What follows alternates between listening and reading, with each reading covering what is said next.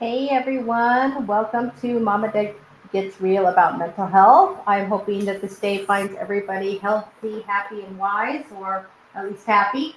Um, there's going to be a little bit of a change in the format, and we'll talk about that really quick before I get started on tonight. We're supposed to be talking about collateral damage, and we're talking. What I meant by that is we're going to be talking about like the damage that your mental health and you're dealing with your mental health, or not dealing with your mental health can have on your damage or on your children and on your spouse.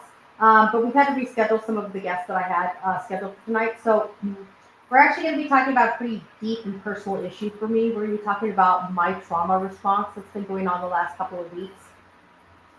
And so I did want to let everyone know, put a little trigger warning out there. We will be talking about what had caused my initial trauma response initially, and then how I have started to relive this now, some almost 30 years later, with another incident of similar nature that has caused me to regress in that, and how I've been dealing with it, and the things that I found that actually helped me, and how I got through this last couple of weeks without feeling like I'm going to lose my mind, because there were times when I honestly thought that I was going to.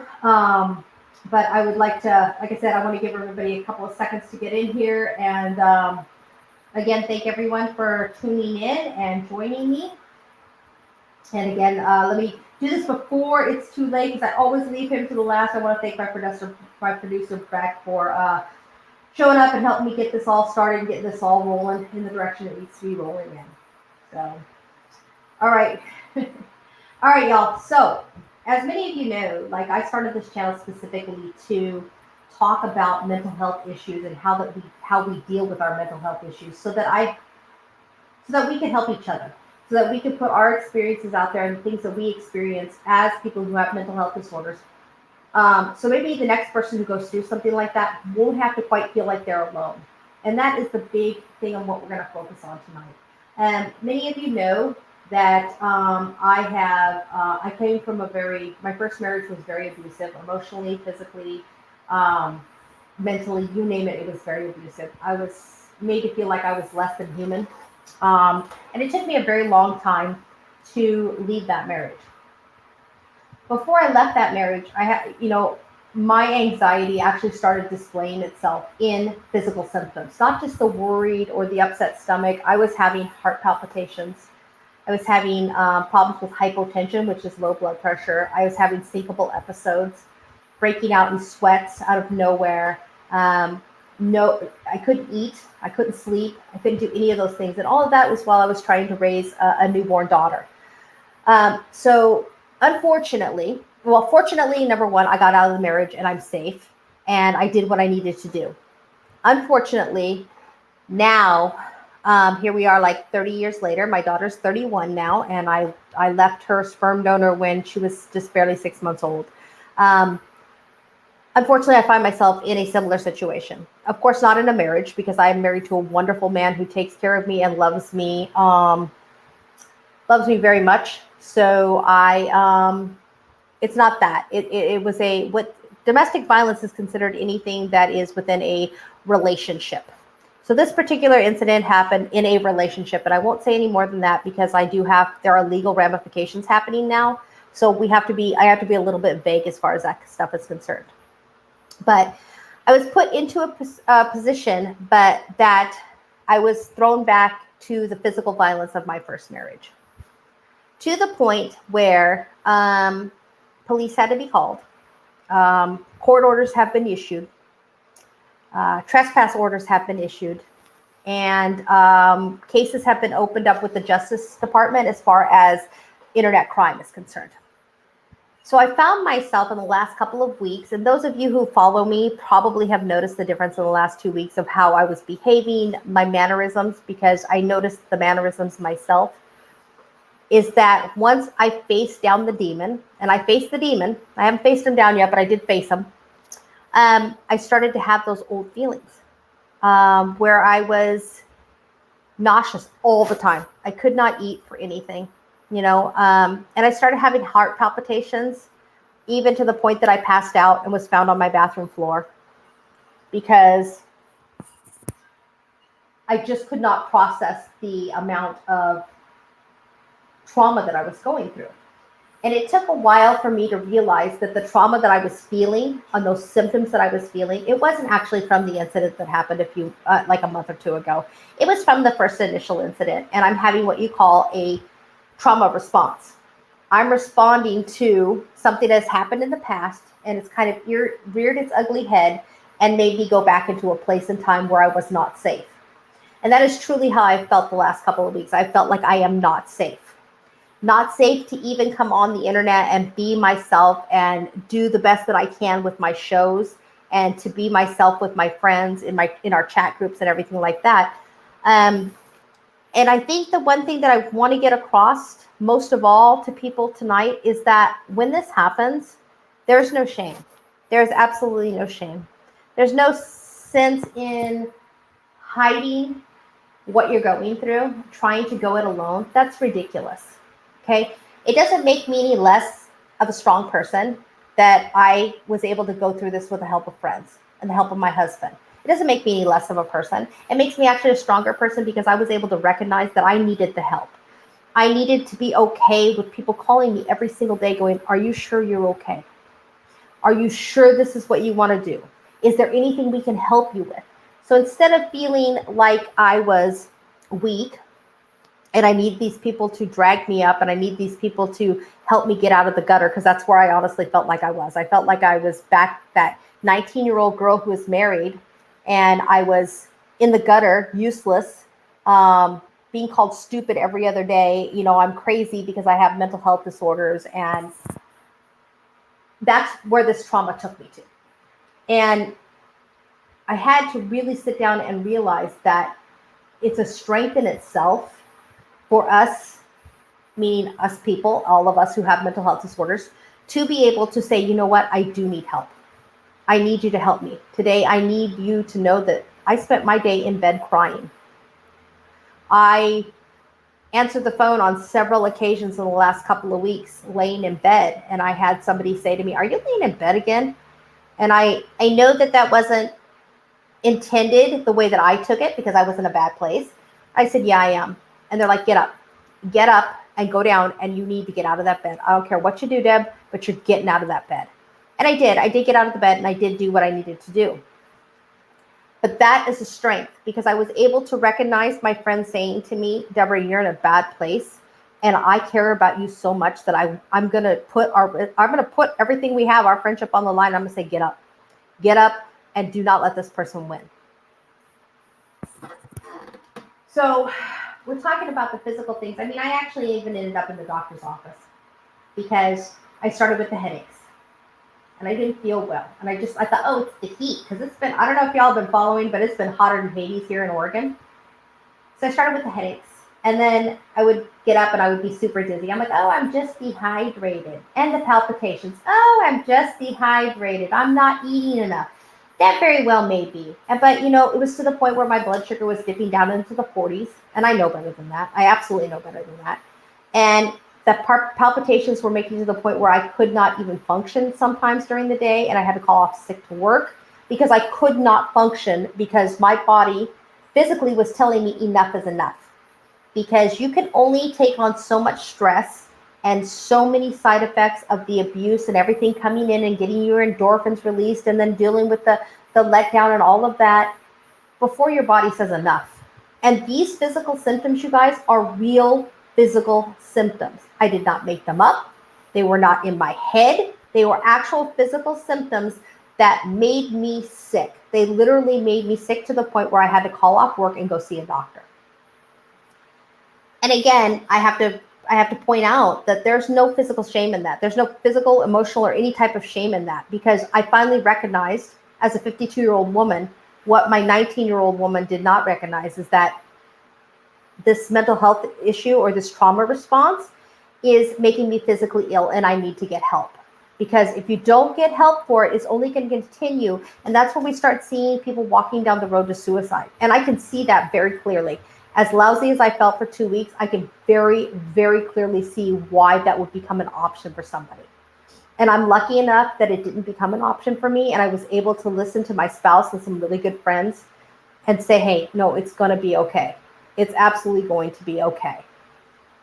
So now that I've prefaced this and told you a little bit about what was going on with the signs and the symptoms and everything like that for me, I really want to reiterate the fact that my trauma response, my trauma response is my trauma response.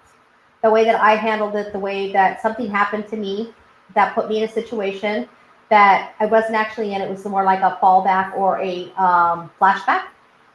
And that caused physical symptoms, even to be seeing this person or to hear about this person, and how to even think. I'm honestly, to even think about seeing this person was just so traumatic for me. I did not even know how to function.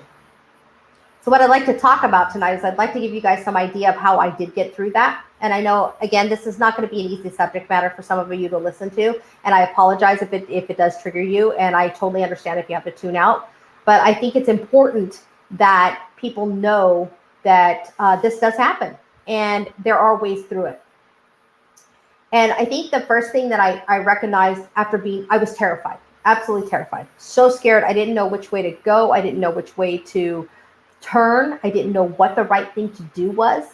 And once I realized, I started listening to my friends and my spouse and my children are like, come on, you need to do something, do something, do something.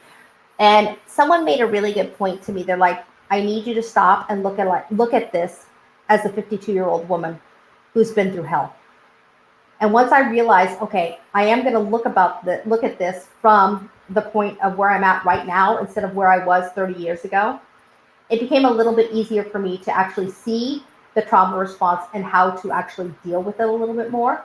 Now, did it make it completely easy? No. Did it make the symptoms go away? Absolutely not. I had to live those symptoms and I had to conquer them.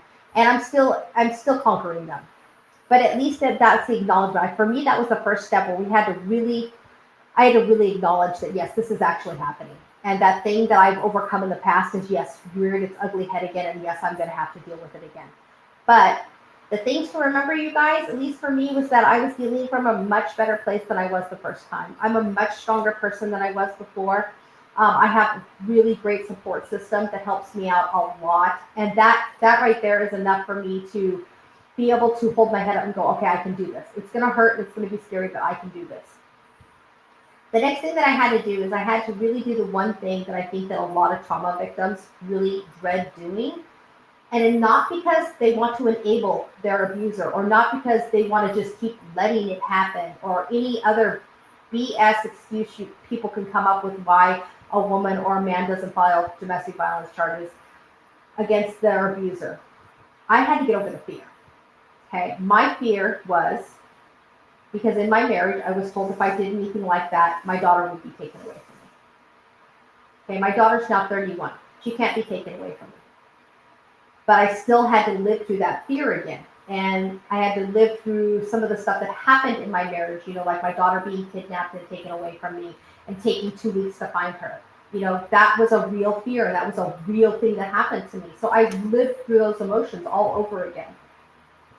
And then when I made a phone call one night, because I was scared to get out of my car. And I made a phone call and said, please talk to me. I'm afraid to get out of my car, and I'm waiting for somebody to come downstairs and escort me into my house. That person said to me, don't you dare get out of that car. Don't you dare. You are worth more than getting out of that car. Don't you dare take the risk. You're worth so much more. A little light went on in my light bulb over my head. And I said, you know what? You're right. I am worth way more than this. I am worth way more than letting my emotions rule me and letting my emotions and my past trauma take my peace of mind away from me. And it was on that night that I decided that the police were going to be called. And they were called that night, and a trespass order was issued. And I went to court to see if I could get a restraining order. And they said there was not enough to get a restraining order. Okay, fine. I understand. Then I filed a case number with the Justice Department because things on my internet and on my computer and my multiple accounts are reporting fraudulent activity. So I know that I'm being kind of effed with. So I did file that report, and it did give me a sense, almost like a sense of fighting back and being able to take a little bit of my peace a little bit of my peace back, a little bit of my standpoint back. But then I noticed that with that, I like to sit in my front yard and I like to hang out with my dog because you know my dog's a cool little min pin. I'm sure some of you know him. And I like to do that. And that peace of mind where I could do that peacefully was taken away from me. It was very, very hard to do that for probably about 4 or 5 days, where I couldn't just sit out there and be peaceful. I had to have my phone on me. I had to be talking to a friend. Or I had to know that my husband was within yelling distance if something happened. And it completely took away my peace of mind, and it completely took away my ability to almost think rationally, because I was so terrified that something horrible was going to happen, like what had happened in the past. And the incident that I'm talking about didn't even warrant the fears that I was having. I was being afraid of being beaten. I was being afraid of being kicked while I was down. Told that I was useless and I was going to be left there in the street to bleed. That's what my thoughts were going through my head. And there was a day and a time where I said, I made a decision based on something that my daughter needed. Now I'm going to make a decision based on what I need. And what I need is to stop this. I need to stop this because I need to take my power back. And I need to put this out there so other people can know that when they're recovering from domestic violence or they're having issues with trauma responses from past traumas and stuff like that, that you can take control. You can absolutely take control. Now, I'm not going to sit here and tell you that I did it all on my own and I am this strong Wonder Woman. No, that's not me. That's not me.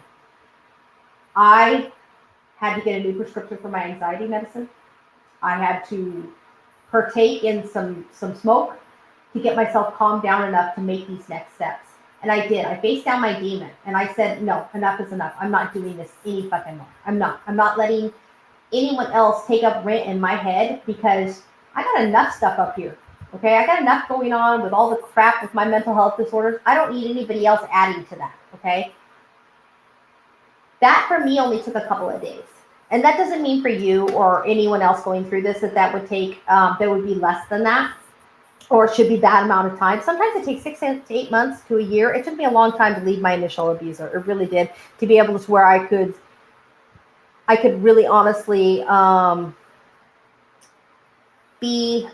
could be me, and I could be okay with being me. And I think that is something that I learned this last couple of weeks, was that it is okay to be me. Even with all this junk that I'm having going on in my head and everything like that, it is okay to be me.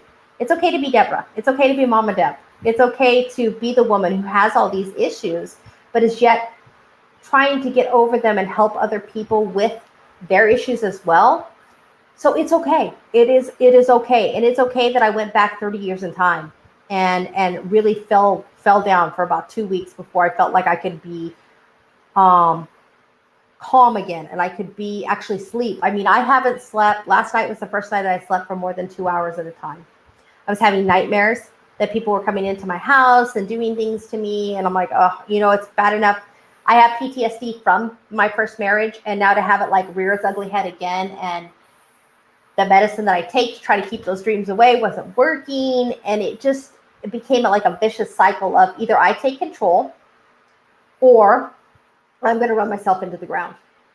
And I had to take control. And the way that I took control, first and foremost, was I started listening to my friends. I started listening to them calling me every day going, are you all right? Are you okay? Are you sure you're all right? Instead of getting mad, because when you're in that place of vulnerability, you're angry, like, fuck yeah, I'm fine. Don't ask me again. I had to really keep myself in check, because I had friends calling me and asking me, and my husband was asking me, my children were asking me, and I'm like, Jesus, yes, I'm fine. But then I realized, no, I really wasn't fine, because when that many people are coming to you and saying, are you okay? Chances are you're really not okay.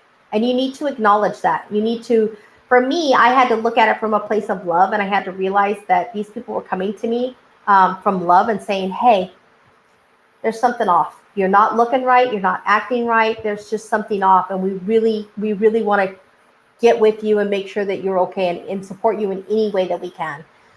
And that was the first step for me. The second step was to get my ass back into therapy as much as possible, as fast as possible. I think I met with my therapist twice in 1 week, which I haven't had to do that in years. And I talked to them and I cried and I got angry and I threw shit.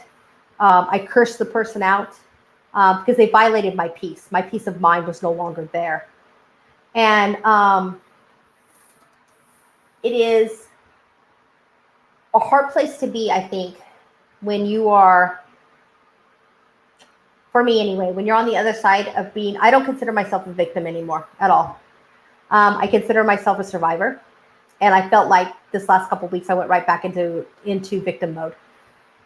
And it's a hard place to be. It's a hard place to be when I realized I was like, I felt like I was 10 steps down the ladder from where I was just 2 weeks ago. And I started really talking to myself and saying, okay, so what are we going to do here, Deborah? How are we going to handle this? How are we going to make this better for us? And the key answer for me anyway was to take my power back. And the way that I took my power back was that I made my presence known again. And that I would sit out and I would make my presence known. I wasn't hiding. I wasn't shirking away. I wasn't driving around the neighborhood hoping that when I came home, things would be different and I wouldn't have to hide before I go into my house. I stopped calling people on the phone to say, come escort me down, come escort me from my car to my front door, which I will say to some of my friends and my husband's, they were not very happy with me on that decision. But I did make the decision and I did say, you know what, I'm going to go ahead and I'm going to carry some pepper spray and I'm going to take responsibility for my safety here. I'm going to be proactive in myself because there is a faith and a belief in myself that I have that I refuse to give up. I don't care who it is. I'm never going back to that place permanently ever again in my life. And that is, I think that was a big turning point for me. And the other turning point was that I decided to press charges. And when I decided to press charges and I filed the police reports and filed the complaint with the Department of Justice, you would have thought that would have gotten better. You'd have thought. But no. My brain takes me back to when I had to file initial restraining orders to be protected. And I was so sick. I literally made myself physically sick. I was throwing up. I couldn't eat again. I was having the horrible heart palpitations because I just kept reliving the fear that I felt the day that I walked into court and tried to face down my abuser. Now, this is not the scenario here. This is not the case here, you guys, but this is the stuff that came up in my mind when I was dealing with this and all the triggers that were happening. Like if anybody had said, like, I think at one point my husband said something about the floor needing to be mopped. That's a pretty innocent comment, right? The floor needs to be mopped. He didn't say you need to mop the floor, Deborah. He said the floor needs to be mopped. I lost my crap. I was yelling and screaming and, well, I work too, blah, blah, blah, going on and on and on. And I'm like, whoa, he just said the floor needed to be mopped, yeah? Because that was a bone of contention. That was a place that my previous abuser used for an excuse to abuse me, was that I had not done my chores correctly as his wife. So, that stuff really started, and it could have really damaged my marriage. It could have very much damaged my relationship with my friends and with my children. But the main difference that I really want to stress to you guys today is that I learned that, number one, you don't go it alone. I was not alone one time this last 2 weeks. I was not alone one time. If I wasn't on the phone with someone, I was chatting with somebody. If I wasn't having somebody hold my hand, I was crying on somebody's shoulder. And I processed those emotions. I did not push them down. I did not make myself feel bad for having them. I did not feel disappointed in myself because I could not control them. I had to feel them. And I had to go through it, and I had to live this way. I had to live through this so that I could realize I can take my power back. And I did take my power back. I absolutely did take my power back. And the final step being here tonight, I'm taking my power back, and I'm saying this is not acceptable behavior. And I'm not going to allow a previous trauma to rule my life for the rest of my life. I'm not going to be 70 years old and still jumping at somebody saying boo really loud, or somebody slamming a door or something like that. That's not how I want to live my life. So I think what's really important, and I know this is probably not what y'all came here to hear today, but it's what I needed to say, is that you need to really, when we're out there and we're talking about mental health disorders and the way that we're trying to bring it to the forefront so people understand that just because you have a mental health disorder doesn't mean you're crazy or unpredictable or nothing you say is true. I want to get rid of all those stigmas. And I think the biggest thing is coming here today and telling you guys, listen, I lived through this. Okay, y'all are looking at me. You know what I am. You know what I'm about. You know what I've gone through.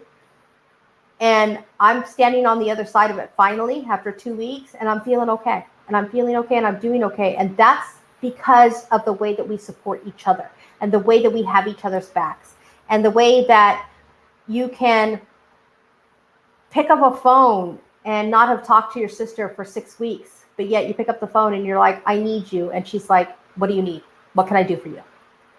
That's the kind of stuff that the reason I started this channel was that we could do this kind of stuff for each other, and so that we could be here for each other and realize that there's no weakness involved here. It's hard. It really is. And this is a really heavy topic, but we have to understand that it is important that we be here for each other. So the first thing I wanted to really emphasize is that we need to check on each other. And when your friendly person who answers you with a paragraph of text, and you text them one day and say, are you okay? And they say, okay. And that's it. It might be a sign. Okay. Or the person who doesn't talk that much and they're an introvert and they just disappear. That's going to be a sign, you guys. And we really need to invest more time in ourselves and in our friends so that we can make sure that we're okay. Because in the end, I think the most important thing that we have when we're here together in this existence we call life is that we have our humanity and that we treat each other with respect and dignity. And that's part of what I'm trying to get at today, is that, if you think someone isn't okay, then say something. Talk to them, make sure that everything's okay, make sure that they're doing okay. And, I resented it at the time, but I will say that in the past, I've had somebody go to my husband and say, is Deb okay? And I wasn't okay. But they went behind my back and they said, is she okay? And I wasn't, so I needed it. I was very upset at the time, but now looking back on it, I can be very grateful that person cared enough to do that for me. And that takes a lot of care. And I think that is the other thing that's important, is that we realize that caring for each other includes caring for ourselves.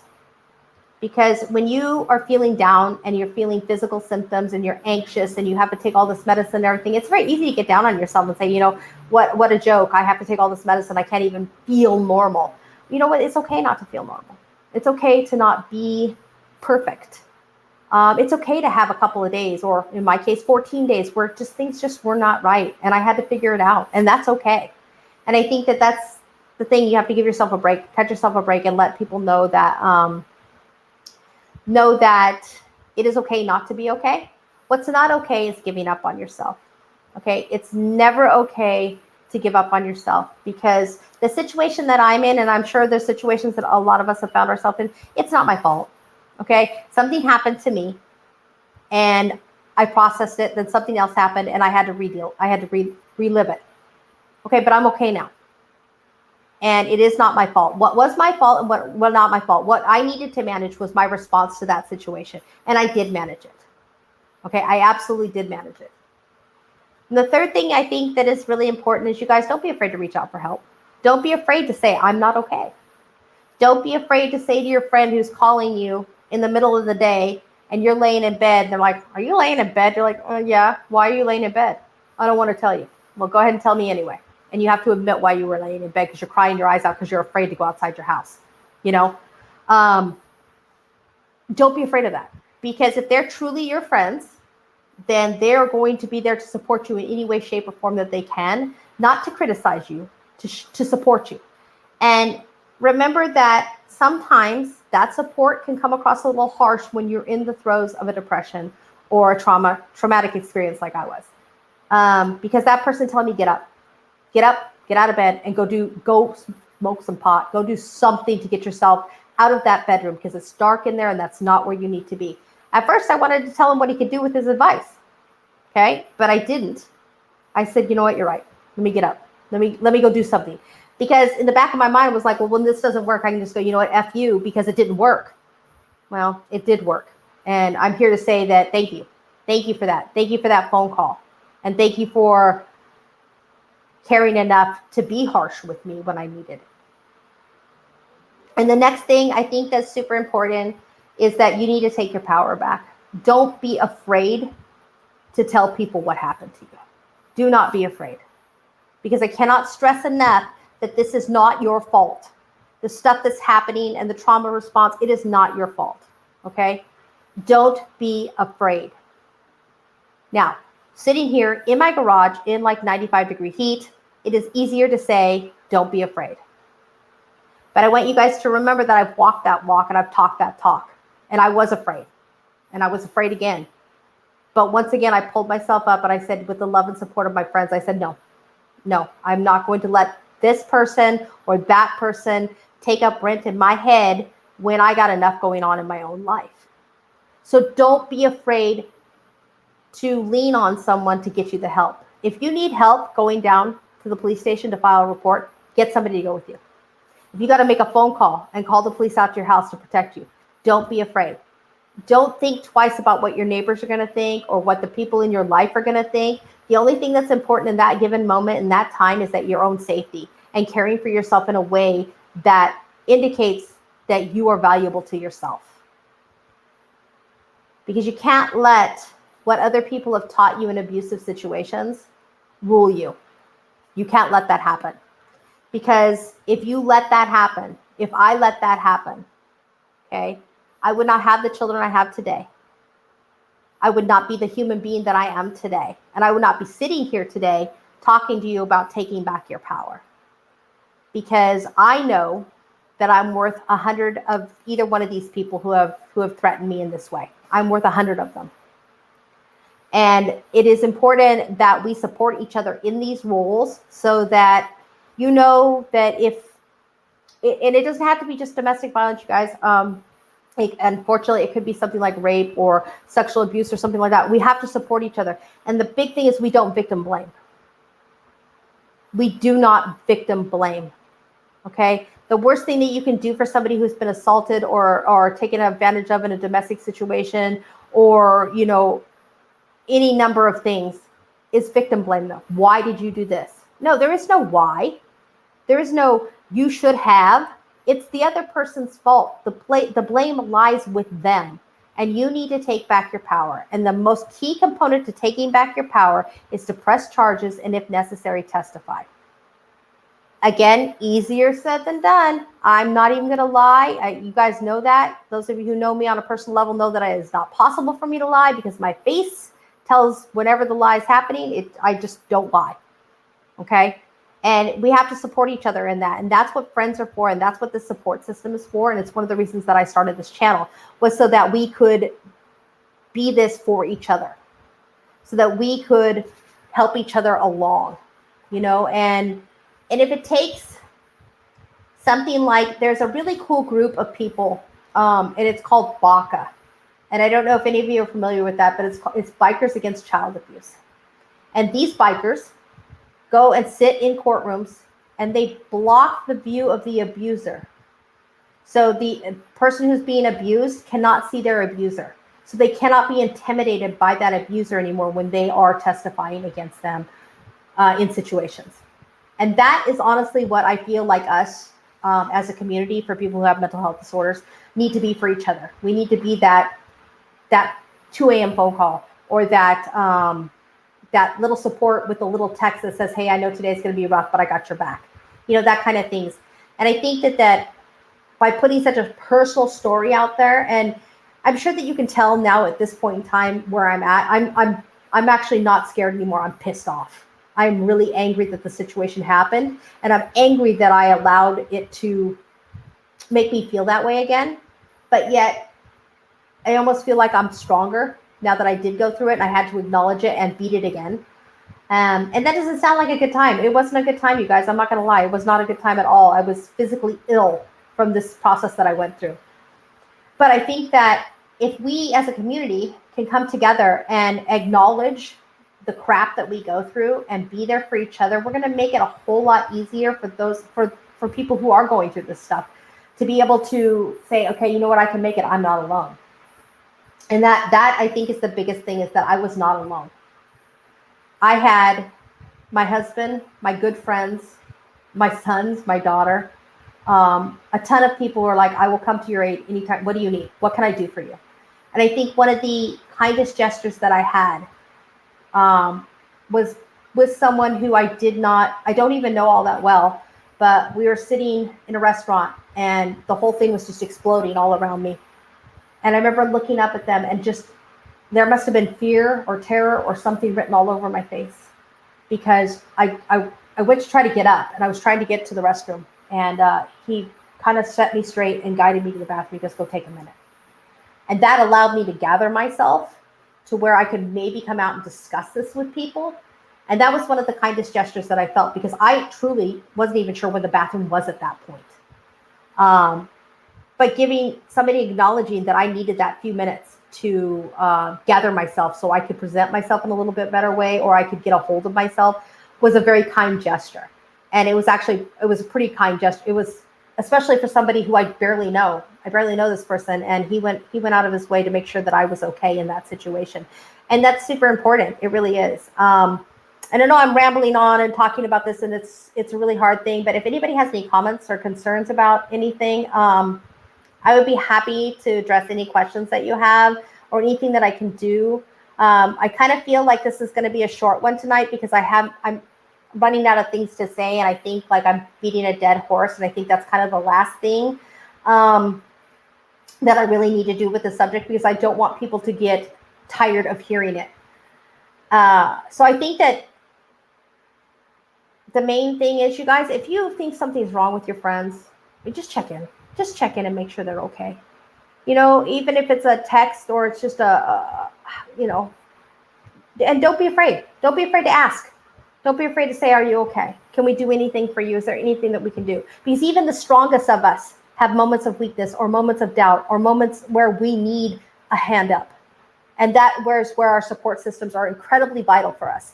And even if it means that you have to find a group of friends that are new to you, but you can feel supported within that group of friends, then that's what you need to do. You just need to know and recognize that you are a vital part. You are a vital person. You are an important person. And you are worthy of having all those good things around you and having all those good people around you. So is there any questions? I don't think so. I think I'm going to actually probably end this right about now, because I'm kind of close to tears, and I pretty much to the point where I've shed enough tears over this whole situation, and I'd rather just be pissed off and deal with it. But I will let you guys know that I did file a complaint all the way around, and I did file one with the Justice Department for, I guess it's like internet fraud or something. In fact, I'm not familiar with anything. It took me hours to do it because it's a long, lengthy process. But I did do that, and I did stand up, and I did say no more. So I really want to personally thank all of you who have been there for me in the last couple of weeks and really made it so that I could get through this time in my life and come out stronger in the end.